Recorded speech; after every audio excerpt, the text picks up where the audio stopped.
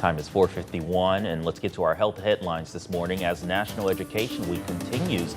And we're looking at the dangers of lead-contaminated water in many public schools. Scary thing to even think about. The ABC News investigative team looked into dozens of schools across the country, and ABC's Deborah Roberts has more on what they found out.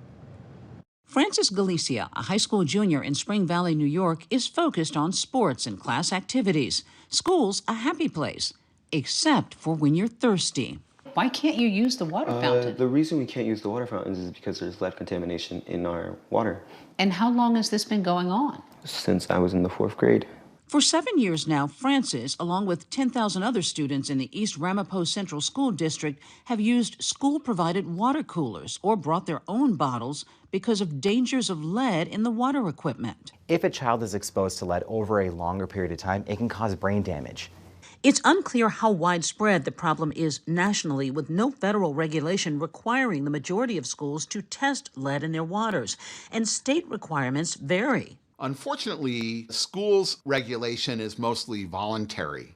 Mostly, folks don't know what's going on out of any of the taps of their schools. We wanted to get a clearer picture, so our ABC News investigative team joined with 8 stations across the country to get information from other school districts, reaching out to more than 130 across 11 states. 41 agreed to answer questions via email or over the phone, and the responses on what they're doing to track lead in their water varied, with some saying they're part of a voluntary testing program, others saying they plan to test soon. 15 school districts or companies that tested on their behalf did agree to speak with our team, but 7 declined our request, and the majority, 75 districts, didn't respond at all.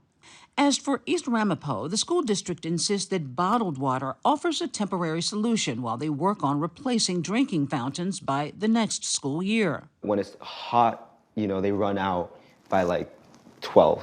And then after that, you're just dying of thirst. But they're facing harsh criticism for being slow to correct the problem in the public schools that have a mostly minority population. Now, ABC News reached out to the East Ramapo School District about those allegations and didn't get a response. The state of New York says that it is working with the school district to fix the problem by next school year. Our coverage of health news can also be found at WQAD.com. Just head to our website and you're going to find your health in the search bar at the top of our homepage.